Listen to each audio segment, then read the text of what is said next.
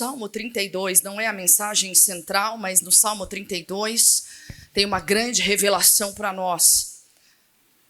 Você que está nos assistindo pelas redes sociais, compartilhe com quem você ama esta mensagem que será muito poderosa para nós, em nome de Jesus. E você que está aqui, abra lá no meio da Bíblia, Salmo de número 32, o versículo é 8 e o 9. Salmo 32, 8 e 9. Há uma instrução poderosa de Deus para nós. Salmos 32, e o versículo 8 e 9. Quem já achou, diga glória a Deus. Vamos juntos, ou então você acompanha comigo na tela. Diz o seguinte, a palavra do Senhor, veja que esse foi um poema de Davi, e vamos falar do Davi hoje, inclusive. E antes da gente ler, igreja, presta atenção aqui na pastora, ó.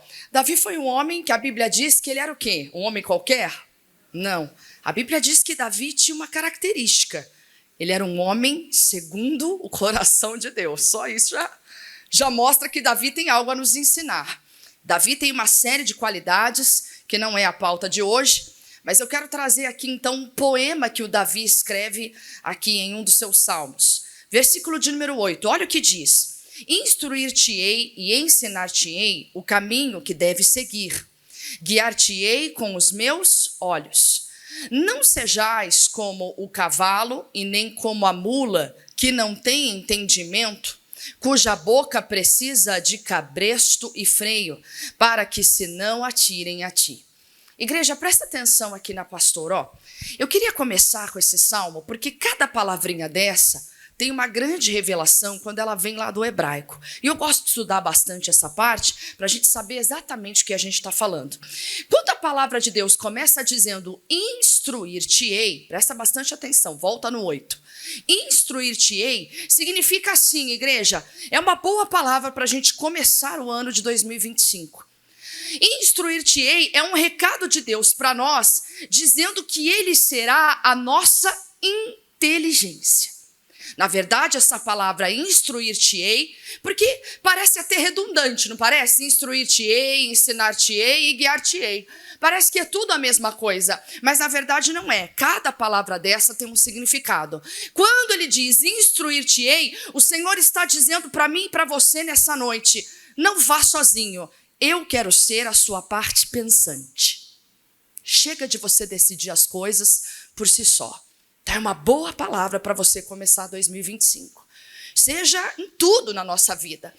Ele está dizendo, instruir-te-ei, ou seja, eu vou te instruir, eu vou ser a sua inteligência, eu quero ser a sua parte pensante. Instruir-te-ei no hebraico significa que o Senhor é o nosso cérebro, que o Senhor é a nossa cabeça, e é o que está escrito. Cristo é o cabeça da igreja, não é verdade, não é isso que está escrito? Então aqui no salmista Davi, ele já profetizava isso acerca de Cristo. Instruir-te-ei, quero ser a sua inteligência, eu quero decidir por você. Igreja, quantas vezes a gente quer decidir as coisas do jeito que a gente acha que vai funcionar? Não é assim que vai funcionar. Ele continua dizendo, quero ser a sua inteligência, instruir-te-ei. E ele ainda continua dizendo, e ensinar-te-ei. Pessoal, essa palavra ensinar-te-ei mexeu com o meu coração quando eu li. Porque parece algo assim, bom, ele vai me instruir, então ele vai ser o meu cérebro, ele quer ser a minha parte pensante. E depois, quando ele fala que ele quer me ensinar, quando alguém está ensinando alguém, a pessoa está mostrando o caminho e ela espera que essa pessoa faça o quê? Faça da mesma maneira, não é verdade? Quando eu estou ensinando matemática para minha filha, eu vou lá e ensino. É isso aqui, faz, soma, deu certo. A gente espera que ela vá lá e faça igual. Então, quando o Senhor está dizendo para nós, agora que é bonito, no hebraico, essa palavra ensinar-te-ei significa que o Senhor vê a mim e a você como um rio que está fluindo. Calma e presta bastante atenção no que eu vou te ensinar aqui. O Senhor está dizendo, eu vou ser o seu cérebro, eu quero ser a sua inteligência, eu quero ser a sua parte pensante e eu quero te ensinar, em outras palavras, eu quero que você continue fluindo como um rio. O que o rio faz? Qual é o caminho do rio? Desembocar aonde? No mar. Todos os rios têm o mesmo curso, todos os rios vão desaguar no mar. Todos nós temos o mesmo objetivo, por mais que você tenha uma vida totalmente diferente do teu vizinho. Todos nós temos um único objetivo: ter uma vida abundante que Jesus veio trazer, ver a nossa casa sendo salva, querendo ver a salvação de Cristo no nosso meio. É ou não é assim? Se você está aqui hoje, eu acredito que esse seja o seu objetivo. Se não é hoje, vai ser um dia.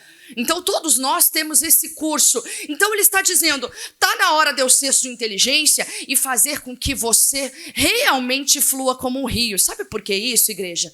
Porque às vezes a gente é cabeçudinho e a gente não quer fluir como um rio. Já ouviu aquela expressão curva de rio? O que acontece na curva do rio? Junta a sujeira, é ou não é verdade? Aqui a pessoa até fala, fulano é a maior curva de rio. Misericórdia, não é isso, né? Ninguém é isso, não é verdade? Mas a palavra de Deus está nos ensinando que nós não nascemos para ser curva de rio. Não nascemos para que em nós fosse depositado tudo aquilo que não presta. Que a nossa vida fique... E curva de rio fica assim, fica aquele limbo, já viu isso? Fica aquela água parada, aquela coisa ali juntando espuma, juntando sujeira, juntando tudo que não presta.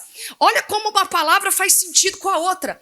O Senhor está nos ensinando, então, voltando, instruir-te-ei e ensinar-te-ei. Ou seja, eu quero ser sua inteligência, a sua parte pensante, para que você, então, continue fluindo nesse rio para chegar no seu objetivo, para chegar onde eu quero que você chegue.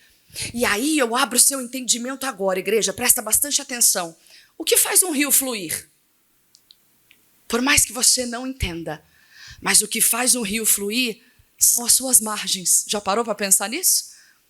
Se um rio tem margens, ele vai fluindo. Ele vai fluindo, ele vai fluindo. O que faz a curva de um rio acontecer? Quando aquela margem tem uma quebrada, não é assim? Sim ou não? Ou então, o que acontece se um rio não tiver margem? Vai explodir, vai para tudo que é lado, não tem curso, não tem história e não vai desembocar no mar. Quem está entendendo, diga glória a Deus. Olha como faz sentido isso para nós. E quem vai ser essa margem para nós, irmã Thaís? O Senhor. O Senhor está dizendo, então, nesta simples palavra, instruir-te-ei. Porque eu vou ser a tua parte pensante, você não vai ficar em curva de rio, você não vai ficar sem margem. Se eu for a tua inteligência, se eu for a tua parte pensante, então você vai fluir, porque eu serei tua margem, e você vai fluir esse rio até você chegar no teu propósito. Até você fluir e chegar no mar. E ele continua então dizendo, instruir-te-ei e ensinar-te-ei, lembra do rio fluindo, o caminho que deve seguir. Igreja, nós temos um caminho que devemos, repete comigo, devemos seguir. Não é o caminho que a gente acha que é bom seguir. Essa é uma palavra que eu sempre trago aqui. Igreja, nós temos deveres. Os maridos têm deveres de marido, esposas têm deveres de esposa, filhos têm deveres de filhos, pais têm deveres de pais e assim por diante. Não é só o dever de uma única parte. Muitas vezes nós como pais dizemos aos nossos filhos, olha, a palavra de Deus diz para você honrar o pai e a mãe, mas muitas vezes nós desprezamos a palavra quando ela diz para nós pais não levantarmos a ira dos nossos filhos. Muitas vezes negligenciamos aquilo que vai nos incomodar. Veja que ele está dizendo, instruir-te-ei, vamos lá, instruir-te-ei e ensinar-te-ei o caminho que deve seguir. O caminho que nós devemos seguir. E assim quando nós vamos seguindo esse curso da palavra, do caminho que devemos seguir, aí a palavra continua, então guiar-te-ei com os meus olhos. A atenção do Senhor estará sobre nós. O que isso significa, irmã Thaís? Que as nossas orações serão ouvidas. Olha só que bênção, imagina a cena. Jesus guiando você e Jesus te guiando na palavra dele. Você vai fluindo como um rio que tem margem, você tem limite. Você não é por aí um rio, não sei o quê. Não é isso. Ele está falando que tem margem. Jesus é a nossa margem. A margem está na palavra. E se seguimos a palavra, conseguimos ter uma vida abundante. Seguir uma vida com deveres é uma vida feliz, por mais que você pense que não. Na verdade, hoje o que a gente mais vê aí fora é um excesso de liberdade que nada mais trouxe do que a prisão. O excesso da liberdade que jovens, moços e moças e até gente já experiente tem vivido, ninguém manda em mim, eu faço o que eu quero da vida, é o número de pessoas mais infelizes que já existiu. Mas quando tínhamos limites, éramos felizes e não sabíamos.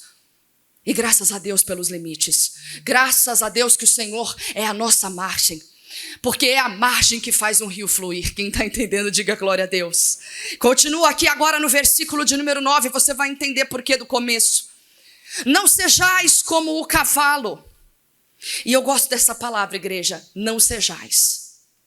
Essa palavra sejais, igreja, também no hebraico vai mudar um pouco essa tradução. Ela vem no sentido assim, ó, não seja. Em outras palavras, lá do original, ela significa não se torne como um cavalo. Vai mudar totalmente a coisa.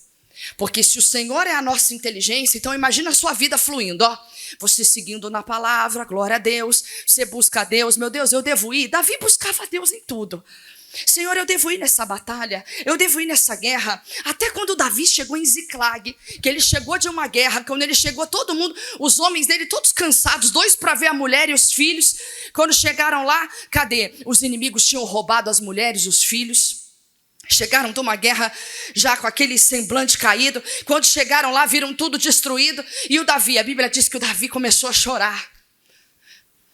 Davi começou a chorar. Sabe o que os seus liderados fizeram? Comunaram para poder apedrejar ele, porque o líder deles estava chorando. Em outras palavras, eles falaram assim, e aí, você não vai tomar uma atitude? Vamos apedrejar Davi. Davi enxugou as lágrimas, por isso que ontem eu trouxe essa palavra. Em tempos de guerra, não pare de lutar. Tempos de guerra não é hora de levantar paz, não é hora de chorar. Bandeira branca, esquece. É hora de ir em frente, é hora de se posicionar. Só que Davi, mesmo sabendo que o que era seu estava na mão do inimigo, Davi orou, igreja. E ele falou, Senhor, eu devo pelejar contra eles? E o Senhor falou, vai, porque eu vou dar vitória. Isso é a margem. Quem está entendendo, diga glória a Deus. Isso é margem que vai fazer você fluir como um rio. Isso é ensinar-te-ei. Isso é instruir-te-ei. Deixa eu pensar por você, Davi, só me busca. Deixa eu pensar por você, porque eu vou dar estratégia. A Bíblia diz que o nosso general de guerra é o Senhor. Quem dá estratégia é Ele. E a gente só tem que executar. Às vezes a gente só tem que ficar firme. Às vezes a gente só tem que crer. Às vezes a gente só tem que orar. Às vezes a gente só tem que fazer um propósito. Eu não sei, Deus vai dar a estratégia. E aqui, continuando, ele diz assim, não se torne como um cavalo, igreja. Você nasceu para ser como um rio que flui. Aí, de repente, sabe o que acontece com as pessoas? Não é à toa que ele fala isso no versículo 9. Ele diz que as pessoas, de repente, deixam de ser rio e começam a se tornar cavalo. E ele vai explicar o que faz um cavalo. Não se torne, não se transforme como em um cavalo, nem como uma mula. O que acontece com o cavalo e a mula? Ele vai explicar aqui para você. Que não tem entendimento e cuja boca precisa de cabresto e freio para que se não atirem a ti. Ou seja, para que não deixem de obedecer. Igreja, sabe o que o Senhor está falando para nós? Deus está falando essa palavra para nós hoje o seguinte, querendo dizer assim, olha, eu queria e quero ser a sua inteligência. Eu quero que você e a sua casa fluam como um rio. Mas o problema é que, de repente, quando você está fluindo com margem, aí eu acho que, sei lá, dá na telha da gente que a gente quer ser um rio maior, uma margem maior. De repente a gente não é mais rio. A gente se torna como cavalo e mula, que precisa sempre de um cabresto, de um freio. Porque senão eles vão fazer o quê? Eles vão descer morro, vão subir morro, vão fazer qualquer coisa sem querer obedecer. E ainda podem até se atirar contra o dono. O que o Senhor está dizendo para nós é aqueles que têm que estar sempre sendo guiados. Isso é muito forte. Se a gente permitisse que o Senhor fosse a nossa inteligência, o nosso tudo, que a palavra dele fosse realmente o tudo para nós, a gente não ia sofrer, igreja. Mas constantemente a gente precisa...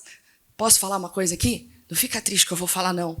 Mas às vezes tem muita gente que, se não tiver o cabresto e o freio, está perdido na vida. Está sempre tendo que viver sendo guiado, lembrado. Ops, aí não, sabe quando que vem o freio e o cabresto? Eu vou te ensinar. É aquela batalha que foi uma escolha desnecessária que você fez e acabou falando, não devia ter feito isso, não devia ter falado. De repente vem uma situação que aí você fala, meu Deus, eu preciso voltar para o Senhor.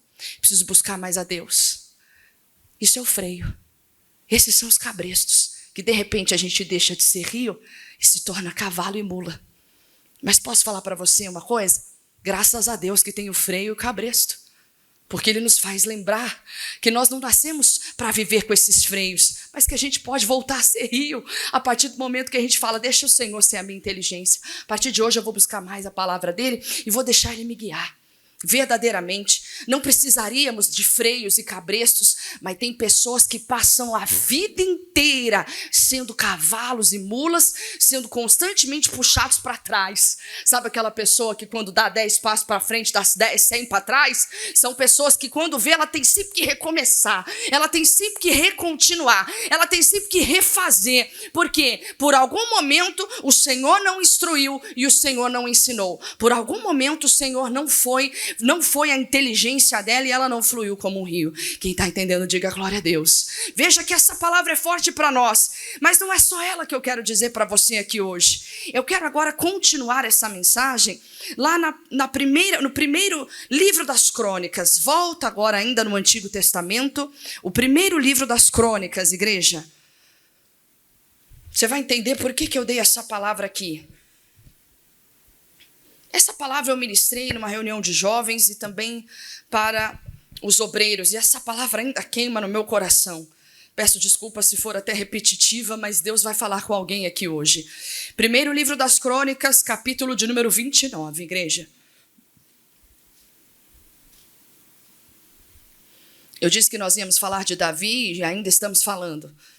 Nesse poema de Davi, do Salmo 32, ele traz uma grande revelação para nós. Igreja, olha aqui para mim. O ano está começando. E eu queria que você convidasse o Senhor para ser verdadeiramente a tua parte pensante. E agora, o que eu faço? Você vai ter vários momentos do seu ano onde você talvez se questione isso. Meu Deus, e agora? E agora, o que eu vou fazer com essa situação? Deixa ele ser a tua inteligência. E o que eu faço então, irmã Thaís? Eu não penso em nada? Você pensa sim. Você pensa em buscar a presença do Todo-Poderoso, que é ela que vai realmente te trazer a estratégia certa para vencer. Não é você quebrando cabeça, meu Deus, me dá a resposta, meu Deus, me dá uma direção, meu Deus, me mostra o que eu faço. Não, isso não é fazer com que ele seja a sua inteligência. Isso não é buscar a Deus. Buscar a Deus é buscar a presença dele. É buscar a presença dele dizendo, Senhor, eu te amo, eu te adoro, o Senhor é o justo juiz. Tá doente? Começa a declarar, tu és o médico dos médicos, o todo-poderoso eu sou. Antes de eu ver tudo isso, o Senhor já havia, o Senhor já estava. Quem está entendendo a diferença, diga glória a Deus, igreja. Essa é a grande diferença daquele que serve para aquele que não serve. Eu convido você a ter comunhão, porque quem tem comunhão é guiado pela inteligência do Espírito Santo. Faz toda a diferença. E ainda falando do Davi, é a mensagem que eu quero terminar e trazendo aqui para você. Por que você está falando isso, irmã Thaís? Igreja, hoje nós estamos aqui no primeiro culto do ano e também no primeiro culto da família. E quando se trata de família, a gente está tratando de gente. A gente está tratando de pessoas. E quando se fala de pessoas, se fala de almas. Se fala de pessoas que o Senhor tem prazer em salvar. Se fala de pessoas onde a palavra do Senhor nos ensina que Ele deseja que todos os homens venham ao pleno conhecimento da verdade. Você começa esse ano sabendo que Deus tem sim um plano para a sua casa. Porque o plano é original, esse é o plano original. Não é porque você é mais ou menos especial do que quem quer que seja, não. A palavra de Deus diz que o Senhor quer, Ele deseja, olha um desejo de Deus, hein? É um desejo de Deus que todos venham ao pleno conhecimento da verdade. Ele quer que seu filho conheça a verdade, ele quer que seu marido conheça a verdade, ele quer que a sua esposa conheça a verdade, ele quer que seus primos, irmãos, irmãs, tios, tias, sobrinho, genro, nora, sogro, sogra, ele quer que todos os homens venham ao pleno conhecimento da verdade. Isso já traz para nós um grande amparo, porque se Ele quer, então já está tudo certo. Se Ele quer, então nada poderá nos destruir, nada poderá destruir o plano do Senhor. Então o que é que pode destruir o plano do Senhor? Quando eu deixo de avançar, quando eu deixo de fluir como um rio, quando eu retrocedo. E quando eu trato de gente, eu trato de pessoas diferentes. Essa mensagem que eu ministrei aos jovens, e eu quero ministrar para você agora, é que eu desejo que para 2025, você na sua casa, sabendo que Deus quer que todas as pessoas venham ao pleno conhecimento da verdade. Então, o meu desejo para você em 2025 é que você seja um incentivador dentro da sua casa. Que você seja aquele que ama dentro da sua casa. Que você seja mais um incentivador do que um acusador. Porque a Bíblia diz que o papel de acusador é de Satanás. Eu não quero ter esse papel, irmã Thaís. Irmã Thaís, mas eu estou vendo que está errado, está indo para as cucuias, está se perdendo na vida. Continue sendo como Davi. E é essa mensagem que a gente vai ler aqui agora. No versículo de número 1. Disse mais o rei Davi a toda a congregação: Salomão, o meu filho, o único a quem Deus escolheu, é ainda moço e tenro, ou seja, inocente. E ainda continua dizendo: e esta obra é grande, porque não é palácio para homem, senão para o Senhor Deus. Igreja, presta atenção aqui na pastora. Davi propôs em seu coração, já estava no fim do seu reinado, já estava avançado em idade. E o Davi falou assim: poxa, eu já fiz de tudo. Quem foi da casa do Saul que eu não honrei? Ele foi, chama todo mundo. Ou seja, Davi ele aproveita o reinado dele para colocar a ordem na casa. Ele abençoa muitas pessoas. E aí, quando ele aparentemente não tem mais nada para fazer, ele propõe em seu coração: vou erguer um templo para o Senhor. Aí vou e tal, eu vou fazer. Você acha que eu devo fazer? Aí falou com o profeta: faz o que está no teu coração. Cuidado com essas profecias. Mas tudo bem. Mas voltando aqui. E aí, o Davi foi e propôs. Aí Deus falou com Davi. Falou: Davi, você quer erguer um templo para mim? Tudo bem, mas não vai ser você que vai erguer, não. Sua mão é muito suja de sangue. Quem vai erguer é teu filho, Salomão. Inclusive, ele vai reinar no teu lugar. Eu perguntei para os jovens e para alguns pastores que estavam comigo, eu falei assim para eles e pergunto para você aqui nessa noite: o que foi que Salomão fez para herdar o reinado? Vamos voltar em Davi? O que Davi fez para ser rei? História bonita, né? Que é a história bonita de Davi, sim ou não? Esquecido lá no pasto, todo mundo fez aquele almoço, Samuel está chegando e todo mundo lá esperando. Vai vir o profeta, vai vir a bênção de Deus. E o Davi fazendo a missão dele, cuidando das ovelhas do pai dele lá no pasto. E Samuel, quando olha, ele abre o primogênito e fala: é esse, só pode ser. E Deus falou: eu rejeitei ele. Eu não vejo como você está vendo. Olha, o homem de Deus, hein? Eu não vejo como você vê, não. Tem outra pessoa. Aí Samuel fica perturbado. Falou: Jessé, você não tem outra pessoa? Não tem outro filho, não? Tem o Davi. Davi está lá no pasto, lá trabalhando, cuidando do que é meu. Então chama ele. E quando Davi chegou, era ele, pessoal. Então a história do Davi era muito bonita.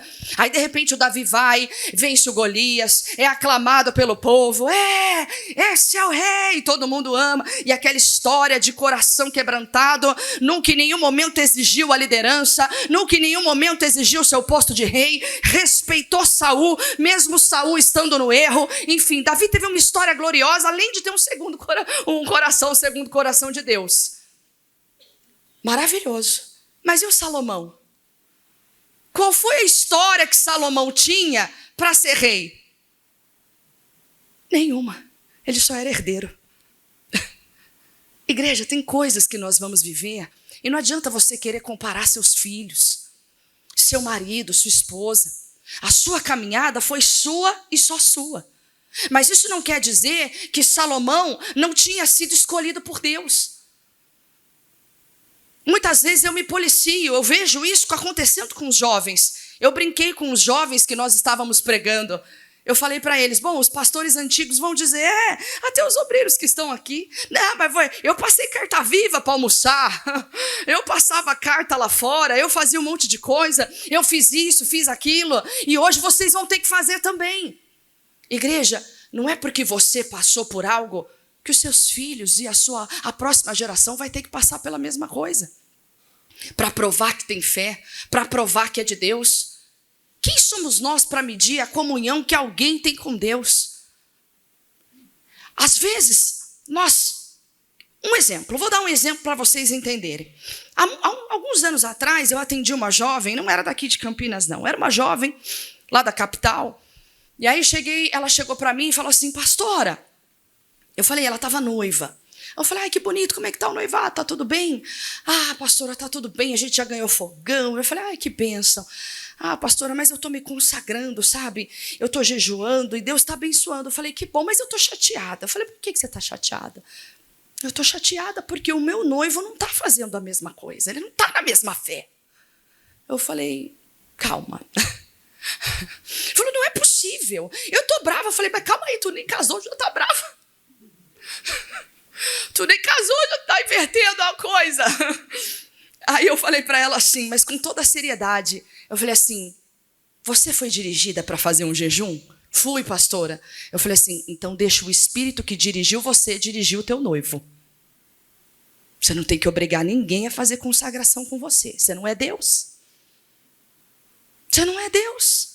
Aí a pessoa fica com mais raiva ainda. Já falou? Já fez esse teste na tua casa? Tu não vai orar não? Aí a pessoa não ora mesmo. Só de raiva. Você não vai ler a Bíblia hoje não? Quando ela ia pegar, ela até fecha. Não vou ler também. Que o diabo é sujo, pessoal. Estou ensinando você. O que o Salomão tinha para ser rei? Nenhuma história. Mas ele foi o único escolhido por Deus. As pessoas vivem histórias diferentes. Por que eu estou ministrando essa palavra para você no início de 2025? Para que você perceba que cada um da tua casa tem sim dons. E o Senhor tem planos para eles. Não é porque não viveu a tua história, não é porque teve a mesma história de libertação que você, que quer dizer que Deus não está operando. Deus está operando. Deus operou na vida do Salomão. Ninguém às vezes dava nada. Salomão era jovem e tenro. E eu imagino o bafafá no meio do povo quando falava de Salomão. Salomão? Não é o filho da Batseba? Batseba não é aquela... É ele que foi escolhido no lugar do Davi? Não acredito. Salomão, não é possível. Davi tem um monte de filho. Vai ser justo Salomão, o filho da bastarda. O povo fala, não é? Davi deixou muito claro, é o único a quem Deus escolheu, ainda moço e tenro. Sabe o que ele quer dizer com moço e tenro? Cuida dele, não contamina o coração dele. Meu amigo, minha amiga, não fala mal de pastor, não fala mal de igreja, não fala mal da sua fé na frente daqueles que ainda são moços e tenros. Nem na frente dos antigos na fé. Blinda eles numa redoma. Blinda, cuida. É o que Davi está querendo dizer. Cuida dele, em outras palavras. Porque essa obra é grande. A obra é grande, ele não pode desanimar no começo. Ele tem que se estruturar, ele tem que ficar firme. Não deixa os seus. Ah, pastora, está vindo para a igreja. É só uma batalha que você venceu. Graças a Deus, meu filho voltou para Jesus. Graças a Deus, meu filho está firmado. Graças a Deus, fulano venceu. Continua firme, porque é moço e tenro. Porque a obra é grande. E tem muita coisa para ser vista, muita coisa para ser ouvida. E ele continua ainda dizendo, porque não é palácio para homem que ele vai erguer, senão para o Deus Todo-Poderoso, o Senhor Deus.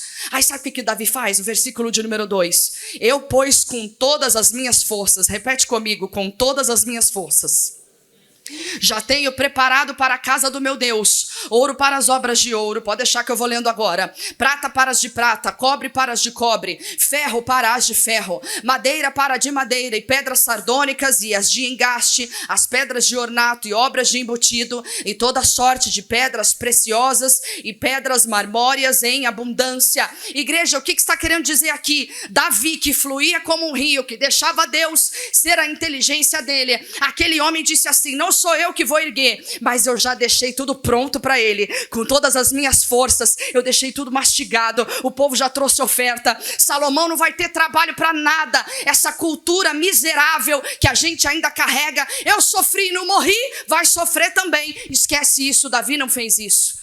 Davi não fez, eu vou largar Salomão lá no pasto para ver como é que é bom. Davi não fez isso. Davi falou, deixa eu preparar um Golias para ele derrubar. Davi não fez isso. A Bíblia diz que Davi deixou tudo pronto, tudo mastigado, tudo perfeito para ele. Davi continuou fazendo a obra até o final. Não desista dos seus, continue investindo neles até o final. Continua deixando Deus ser a sua inteligência. Porque na hora que a carne entra, aí você vira cavalo e mula. E aí você, pum, no cabresto. Quem entendeu, diga glória a Deus. Para terminar a mensagem, nós vamos avançar um pouquinho ainda no primeiro livro das Crônicas. Igreja, presta atenção aqui em mim. Quando Davi deixa tudo preparado, ele deixa... Eu imagino Salomão, moço e tenro. O que ele fez? Ele blindou o Salomão. Imagina Salomão começando um reinado, tendo que ir atrás de oferta. Ele não fez isso. Ele falou, não, eu vou deixar tudo pronto. Salomão, ó, todo esse ouro aqui... está aqui na planta, ó. Tudo que é de ouro, você vai usar esse ouro. Ô Salomão, tudo que é de prata, já está aqui as ofertas de prata, ó. Eu trouxe da minha oferta pessoal e o povo trouxe voluntariamente. A Bíblia diz que o povo trouxe em abundância, trouxe com alegria. O povo não trouxe com revolta, tem que levar dinheiro aí para esse Salomão. Vai saber se ele vai erguer o trono mesmo, se ele vai erguer esse palácio. Eu não conheço Salomão. Não, Davi deixou tudo pronto. Davi preparou o coração do povo. Falou, pode trazer, cuida que vai dar tudo certo. E ele ainda trazia, e as pessoas traziam cada vez mais a oferta. Avançando ainda no 29, no versículo de número 7, eles continuaram dando ainda para o serviço da casa de Deus, olha lá. E deram para o serviço da casa de Deus. O povo foi levando voluntariamente. No versículo de número 9, avança lá. Versículo 9. E o povo se alegrou do que deram. Ninguém deu com bico. O povo deu com alegria. Olha aqui para mim. Irmã Thaís, a senhora está falando de dinheiro? Também. Mas eu quero dizer para você, dar o seu tempo com alegria. Dar os seus pensamentos ao Senhor com alegria. Dê ao Senhor as palavras com alegria. Sua voz, seus atos, seus pensamentos, suas ações. Tudo que você faça, faça com alegria que você está fazendo voluntariamente. Porque com coração perfeito, voluntariamente deram ao Senhor. E também o rei Davi se alegrou com grande alegria. O que o povo estava fazendo, igreja? Eles estavam deixando um legado. Um legado de ofertar com alegria, de dar o seu tempo com alegria. Deixa os seus filhos verem, seus familiares verem que você vem para a casa de Deus com alegria. Não negocie o seu tempo na obra de Deus. Filho, mamãe vai na igreja e já volta. Não, mas um dia você vai saber e vai dar glória a Deus porque eu vou. Você não é Deus para... Ai, irmã Thaís, mas se eu sair daqui, tudo desanda. Imagina, quando você vem para cá e que a coisa anda e flui. Quando você vai para a presença de Deus e não negocia. Quando os meus familiares vão em casa, e olha que eu já estou na obra há mais de 20 anos. Até hoje o pessoal fala, mas você não sai da igreja. Eu falei assim, você está aqui hoje, né? Está de pé? É porque eu estou lá. Sua família está de pé porque você está aqui. Porque senão já era para ter todo mundo sucumbido. Olha o que o Senhor está dizendo para nós. No versículo ainda de número... Aí Davi vai louvando a Deus. Aí Davi começa a orar. Ele começa a agradecer, Senhor, quem sou eu? Olha o Davi falando, eu não fiz nada. O seu povo foi movido pelo Senhor. Olha aqui no versículo 14, avança lá, que nós já vamos terminar. Olha a oração de Davi, igreja. Quem sou eu? Porque quem sou eu e quem é o meu povo que tivéssemos poder para tão voluntariamente dar semelhantes coisas? Porque tudo vem de ti e da tua mão tu damos. Eles estavam devolvendo para Deus, igreja. É o que a gente fala aqui na hora das ofertas. Aqui está falando de oferta, mas eu estou falando do teu tempo, eu estou falando do teu coração. Quando você dá com alegria, Jesus te devolve alegria. Quando você tem paz na tua casa, quando você tem alegria, comunhão lá dentro. Quando você consegue ficar com os seus momentos maravilhosos em família, esses momentos devem ser muito valorizados, porque com certeza aquilo foi plantado antes. E aqui, para terminar, avança para o versículo de número 17. Essa é a oração que Davi fez quando viu que o povo assumiu aquela bênção. No versículo 17, bem sei eu, guarda essas palavras, igreja, porque nós já vamos orar. Bem sei eu, Deus meu, que tu provas os corações, e que da sinceridade te agradas. Eu também, na sinceridade do meu coração, voluntariamente dei todas essas coisas. E agora vi com alegria que o teu povo, que se acha aqui, voluntariamente te deu. Igreja, às vezes, o coração bom, presta bastante atenção que eu vou terminar a mensagem. Esse espírito que Davi tinha, de deixar tudo pronto para o teu filho, para o Salomão. Davi poderia ter chutado o pau da barraca e falado assim, não sou eu, Salomão que se vire um pouco, tem que aprender a ser homem. Isso é pensamento da carne. Lembra do que eu falei aqui no domingo? Não traga para dentro da sua casa aquilo que o mundo te ensinou. Se cria filho, igreja, é na palavra. Não foi o que papai e mamãe ensinou, o que vovó e vovô viveram. É o que está escrito na palavra. Irmã Thaís, porque a vara da goiabeira ficava atrás da porta do meu quarto. Pelo amor de Deus, não é essa vara. Não leve isso para dentro da sua casa. Olha o exemplo que Davi dá para nós. Olha o exemplo de servidão para o seu filho. Olha o que ele estava fazendo. E Davi, então, no exemplo de servidão, o que aconteceu? Foi servido pelo povo. Quem planta, colhe. Quem dá, recebe. Você planta amor na tua casa, não tem como você colher ódio. Não tem como você colher briga. Não tem como você colher o nervosismo. Você vai colher exatamente o que você plantou. Quando, irmã Thaís? Voltando para o Salmo 32. Quando você deixar verdadeiramente o Senhor ser a tua inteligência, você vai fluir como um rio e vai fluir até desembocar no mar e ter a plenitude do Senhor acontecendo na tua vida, na tua casa. E durante todo o ano de 2025 é o que eu profetizo sobre a nossa vida, sobre a nossa casa, em nome de Jesus. Amém? Você crê nisso? Aplauda Jesus bem forte, que eu quero orar por você e com você. Fique de pé.